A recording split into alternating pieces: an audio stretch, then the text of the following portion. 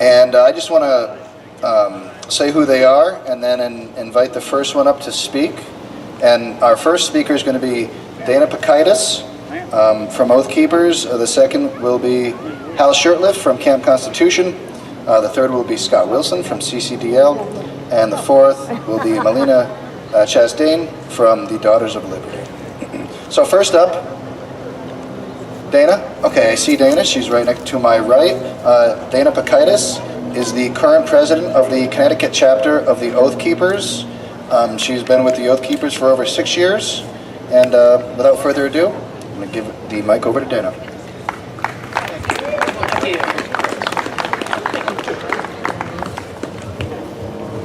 Back here. That's the best spot. All right. Afternoon. How's everybody doing tonight? Excellent. Woohoo! Thank you to Janet and everybody else who helped organize this, and wonderful event you've put together today. Thank you. Thanks to the VFW as well for allowing this to happen on the grounds. This is a great facility. So, I'm here representing Connecticut Oathkeepers today. We're a national organization with state and local chapters throughout the country. There's one state chapter in Connecticut. We're an organization of current and former police, firefighters, EMS, military, veterans, active and retired. We also have members that have not served in the service or in public safety. And our membership is open to all. Our focus is on the Constitution and maintaining our constitutional republic.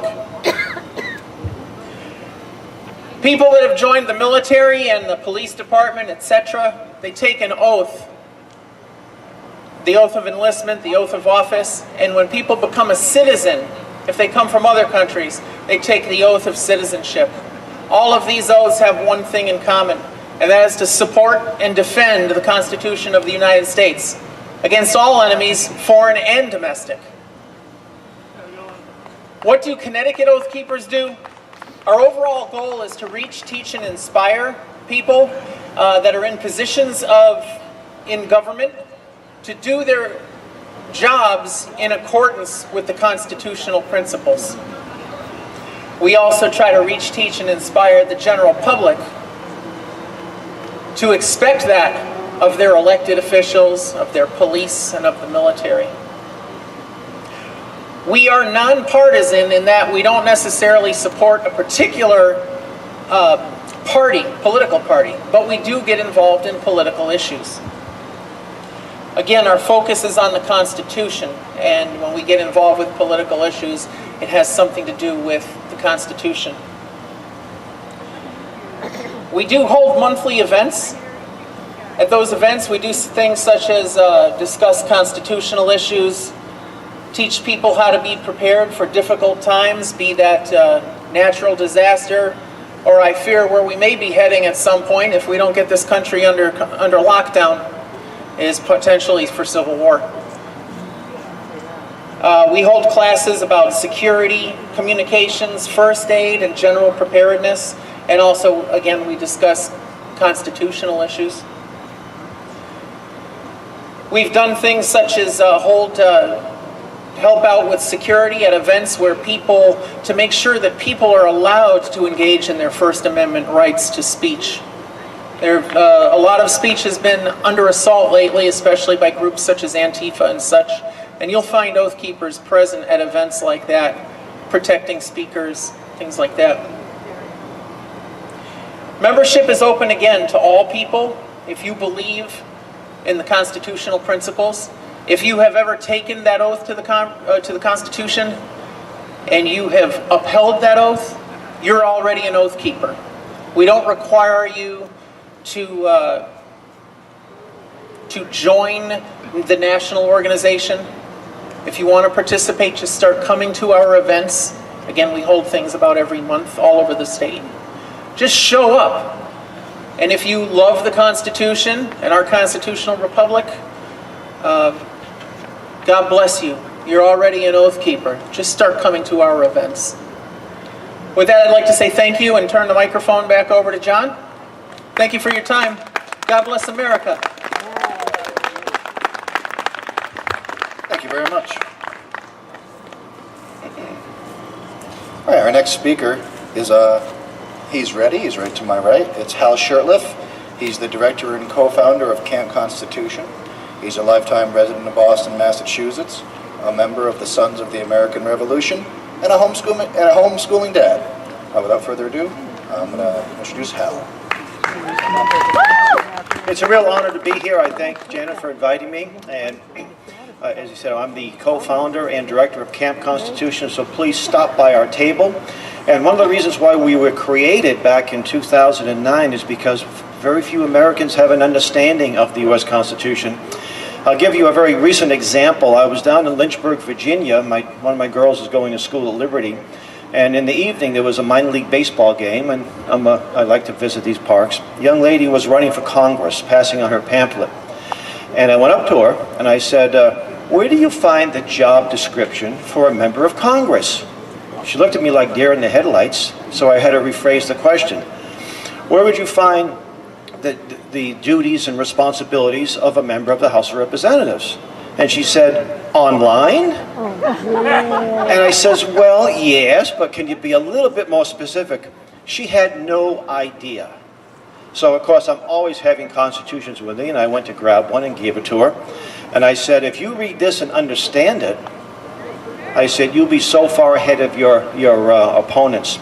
Then I got her little pamphlet, and she's one of these progressive, so-called progressive. I hate that word when they use it to promote people who are socialist. So here was this lady running for Congress and had no idea of what her job was. But she's the best one. And it's not just liberal Democrats. There was a Republican. There was a woman up in Massachusetts speaking about that she's the most qualified person to beat Senator Warren because she worked for Romney and she ran the lottery, which is, I think should be abolished, but that's another question. And I asked her, honestly, about some free trade issues, this transatlantic partnership, and she had no idea. And when she did say, I want to talk to you about it, and she called me back up to her credit, and I said, that's an awesome responsibility. You vote for treaties. I said, you need to know about these things. And anyway, and Scott Brown was a senator from Massachusetts, and he lost his seat and he moved up to New Hampshire. And he came by our table. We had a fair in Cheshire County. I said, take our 10-question quiz, Senator. And he looked at the quiz like it was a crucifix to a vampire. It was amazing. And that's what we're facing. And our elected officials who do know the Constitution assume that you folks do not. Now, I know this is a very informed group. Every question I asked here, the people got it here. So please avail yourself of the Constitution. Now, we're a charitable trust, and the things we do include a speakers bureau. We run a wonderful family camp as well as unencumbered minors, and I have pamphlets on the table about next year's camp in Pittsfield, Massachusetts. We have an incredible lineup of instructors, people like Chris Ann Hall and Professor Willie Soon and Lord Christopher Monckton, and we're offering a free tuition. It's worth $350 in the raffle, so avail yourself of that. We do have tuition assistance available. We've never turned away a worthy family or a camper for lack of funds. We host the Sam Blumenfeld Archives. How many homeschoolers in this group? Wow, how many? Come on, give me more than just one. Let's go. I can see a lot of, okay, two. Sam Blumenfeld was one of the pioneers in the modern homeschool movement. Back in the early 60s, he realized that the look-say method of reading that some of us have been victims of, it was designed to deliberately dumb us down. Not a very popular concept back then. And he read a book called Why Johnny Can't Read by Rudolph Fleisch, and that started a lifetime journey. And Sam was a dear friend of mine. I had inherited his library and his papers. Here's a man that was an editor of Grosset and Dunlop, you know, the Hardy Boy in the Nancy Drew. And with I had 200 boxes of letters and some recordings, and it's all free on our website. You just need if you're a historian, if you're a homeschooler, if you want to teach people how to read the proper way through phonics, you can download the Alpha Phonics, and all 128 lessons are available. So it's just an incredible resource. And we have a radio show. which is heard on WBCQ The Planet, which is a shortwave station owned by a friend of mine who was one of the early pirate radio guys, Alan Wiener. We have a YouTube channel, and we know we must be doing something right because we just got demonetized a few days ago. So we're on to something. We have a Facebook page, and we do tables like this on a regular basis all over the region. Next weekend I'll be heading down to Reading, Pennsylvania to attend a conference down there. And I do recommend that you stop by the table, get a free copy of our Pocket Constitution and some other material. And with that, I want to thank you and God bless you. And again, thanks Janet for inviting me. And boy, wasn't that a good barbecue, huh?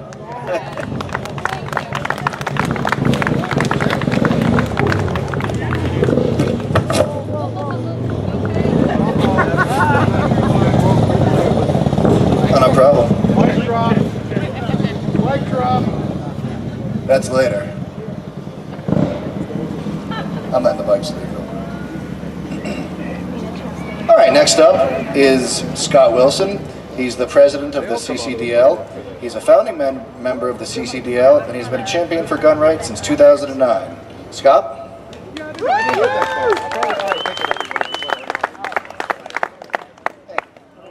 Thank you very much. Are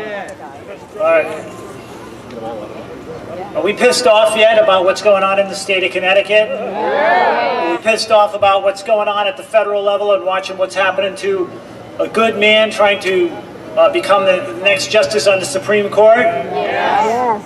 This is what's going on. It's going on right in front of us. It's going on right behind us, right behind our backs.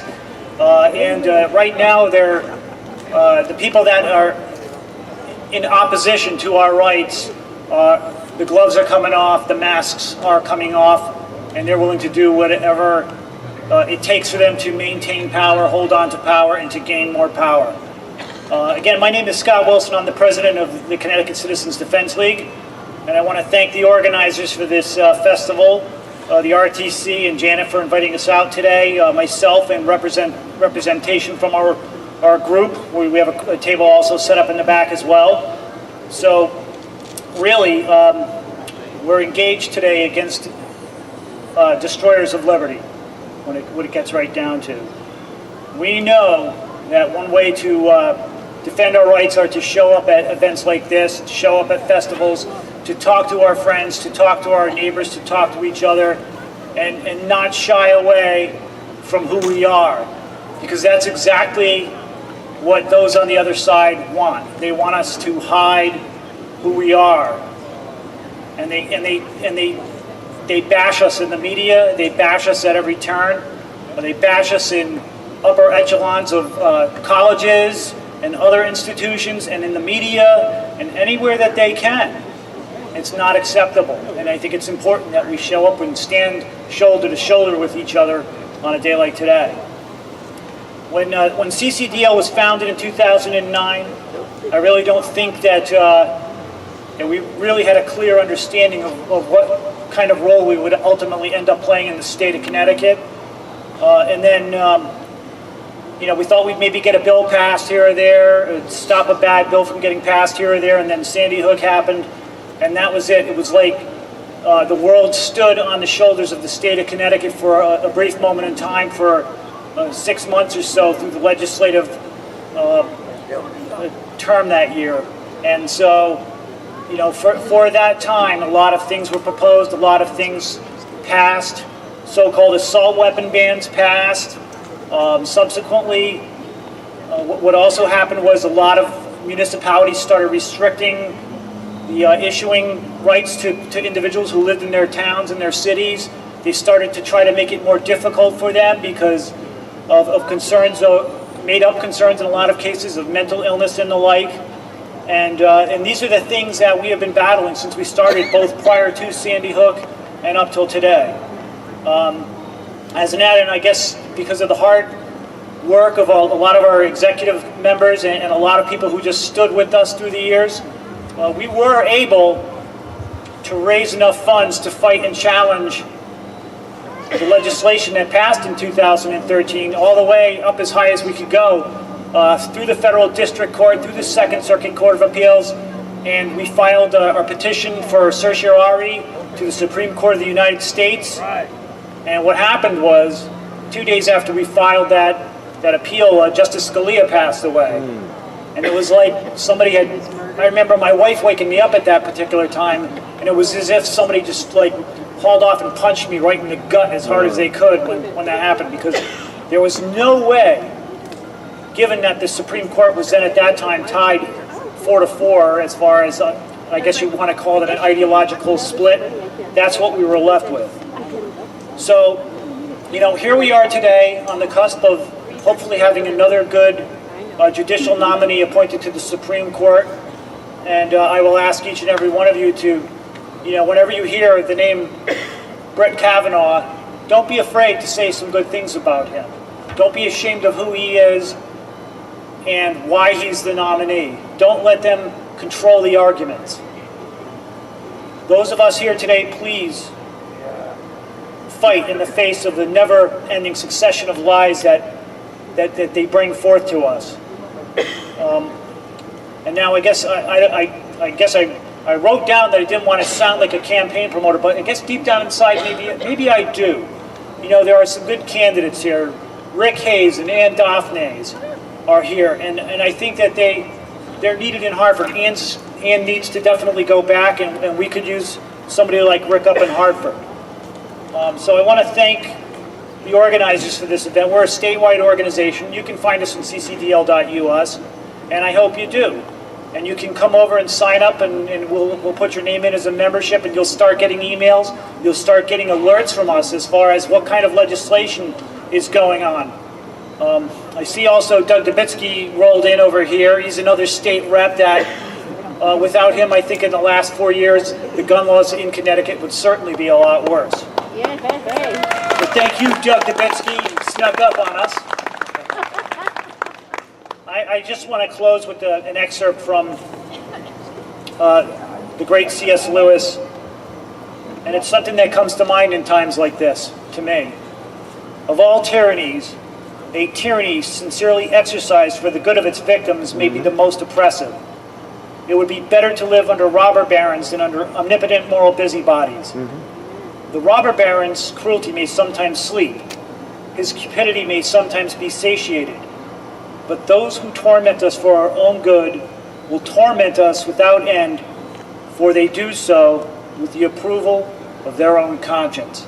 So thank you all very much for inviting us out here today. Thanks. Thank you, Scott. All right, now our last speaker. Melina Chastain is the founder of Live for Liberty and the national founder of the organization Daughters of Liberty. She also hosts a Patriot show on Live for Liberty that airs every Thursday night at 7 p.m. and simulcast to Blog Talk Radio. She is a patriot, an activist, a writer, a show host, a military spouse, and a mother. You can find her and her organizations on Facebook, Twitter, YouTube, and on the web. Melina?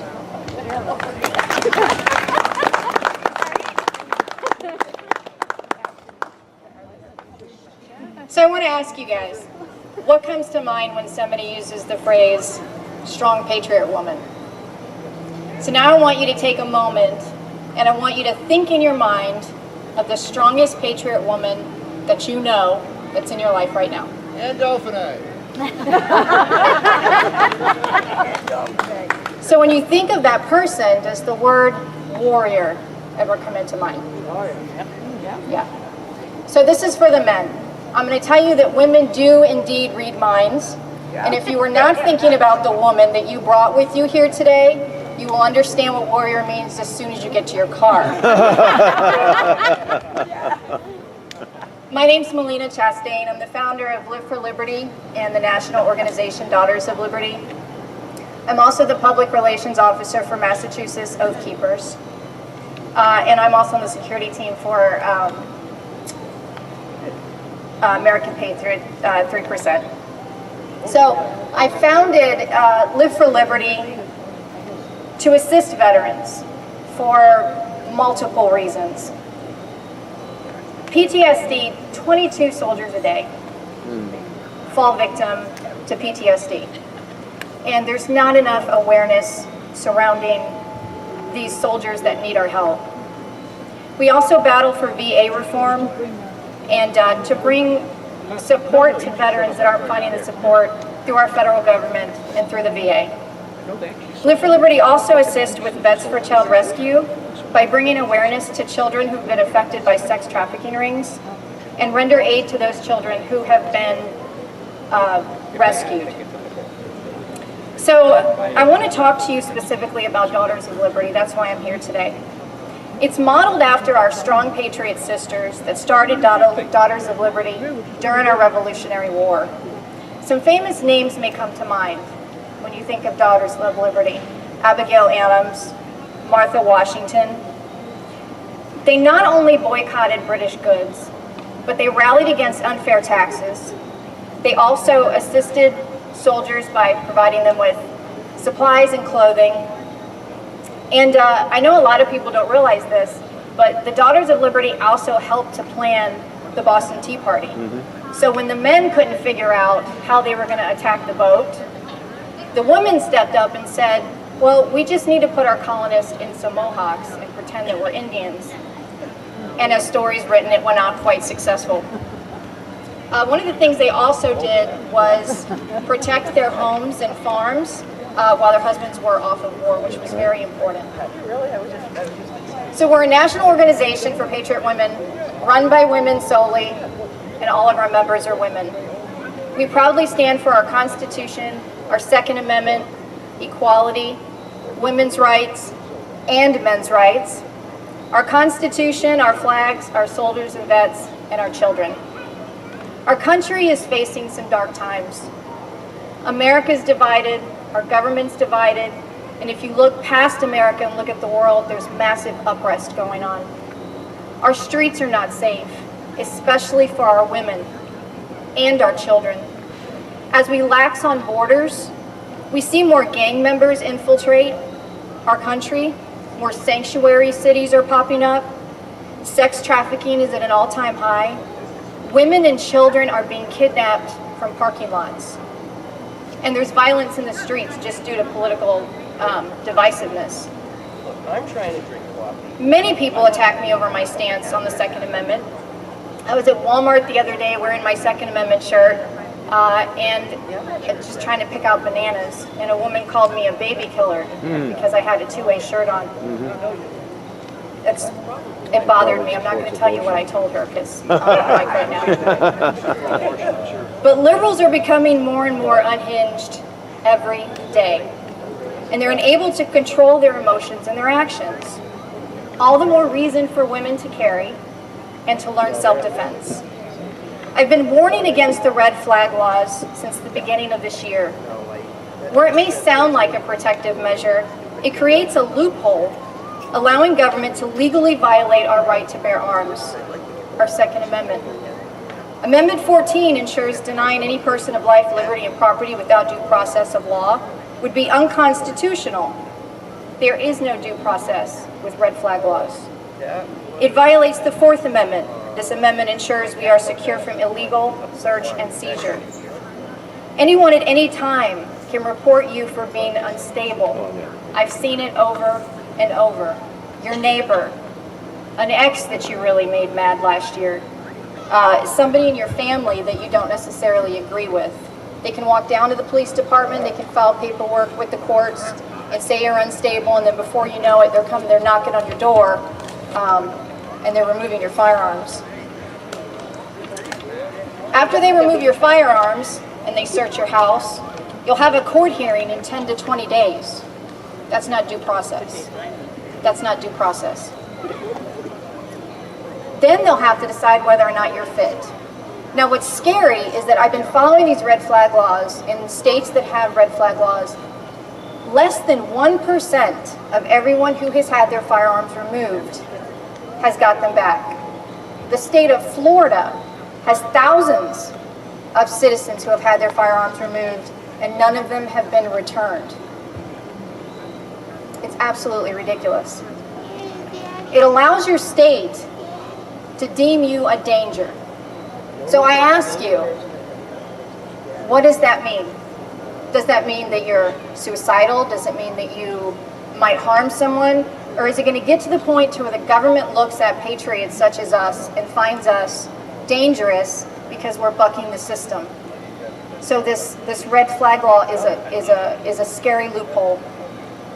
What's even more alarming is that veterans are losing their firearms by the hundreds. There are many cases in Florida where a vet has gone to his doctor and said that he thinks he may have PTSD, has not been diagnosed. The doctor then reports him to the state. They show up at his house and they take his firearms, and he has to go to court in 10 to 20 days to find out if he can get them back. Abraham Lincoln said, "Don't interfere with anything in the Constitution. That must be maintained, for it's our only safeguard of liberties." A violation of our rights is too high a price to pay. Benjamin Franklin once said, "Those who give up essential liberty to purchase a little temporary safety deserve neither liberty nor safety." We've been fighting these and other infringements for nearly 2 years. The issue we have is the Patriot movement. And I want everybody to listen to this because I know you all have friends that are patriots. Is that people don't want to get actively involved. You know, thousands of liberals take to the streets. Thousands of them. I've been to so many rallies where it's been 30. There was one in Boston that was 35 of us against about 4,500 Antifa. They're in opposition of our Constitution and our rights, and they're winning. We're winning on certain aspects with President Trump as our president, but when you look at what's happening to our liberties on a daily basis, they are winning. You know, the old saying, the squeaky wheel always gets the oil. When you talk to a fellow patriot of yours and they tell you that they don't want to get involved, that they just want to stay on Facebook, make sure you tell them that phrase because it's absolutely true. You know, I know everybody watched the Brett Kavanaugh hearing. I don't know if everybody knew what was going on in the streets. Thousands and thousands of women took to the streets in opposition of Brett Kavanaugh. Regardless on your opinion of Dr. Ford and her claims, in this country we are innocent until we are proven guilty. There's no way around that. Kavanaugh has been judged guilty before any investigation has been done and before any evidence has even come out. And quite frankly, there wasn't much evidence. That should scare men and boys tremendously. Mothers of boys, it should be scaring you. The Me Too movement is a noble cause, and being a survivor of sexual assault myself, I do not stand behind the Me Too movement. It's creating a narrative that all men are evil, and that women should always be believed 100% of the time. Women should be believed, but the man should also be believed as well. We have a court system. So, after all of that, I still say that men should be presumed innocent until they're proven guilty.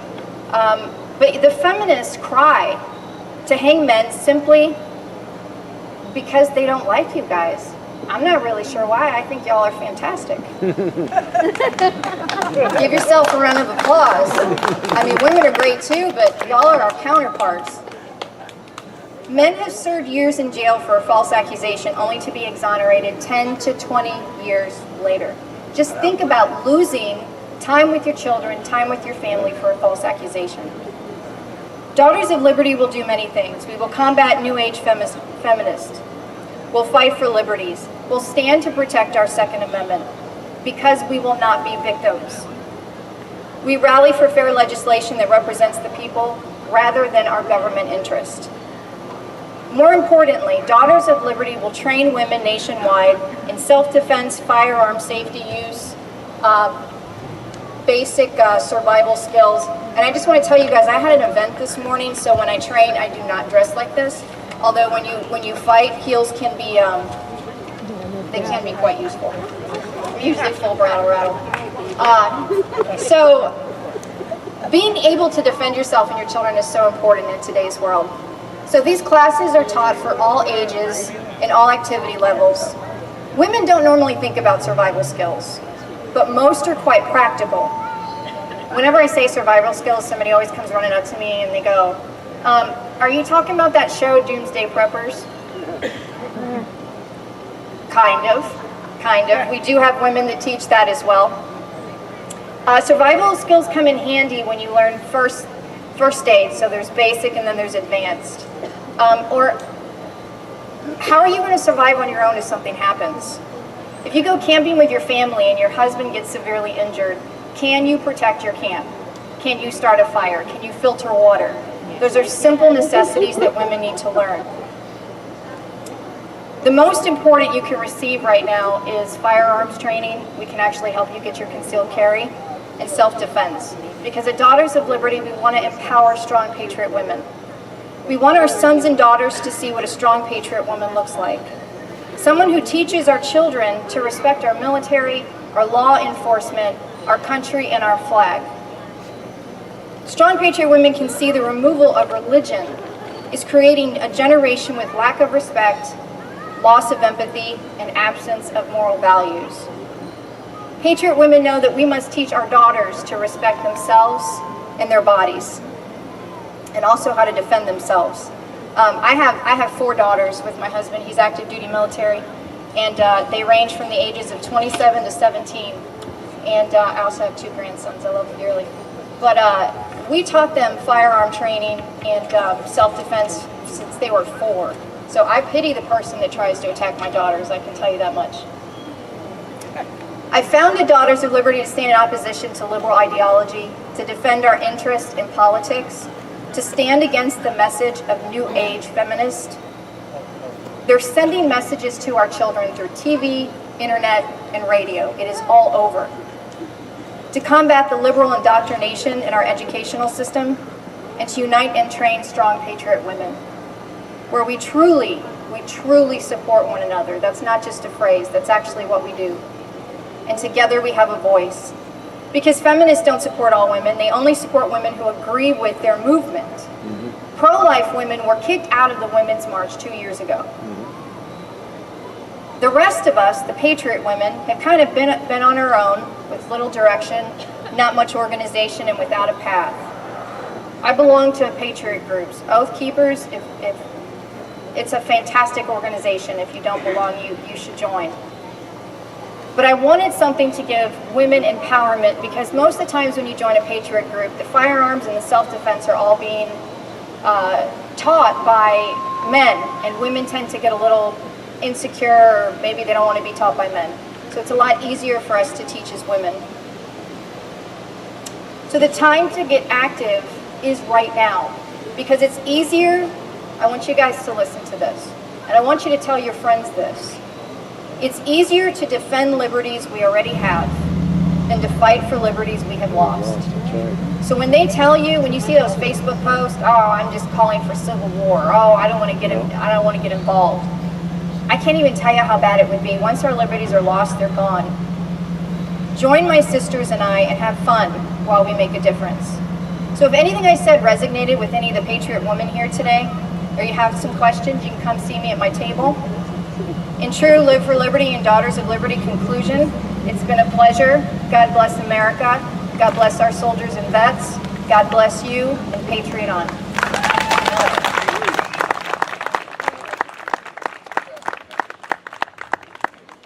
All right, thank you very much. There's a few more candidates here I'd like to introduce. The popularity of the event has spread, and so more people have showed up. The first, he's running for his 3rd term in the 40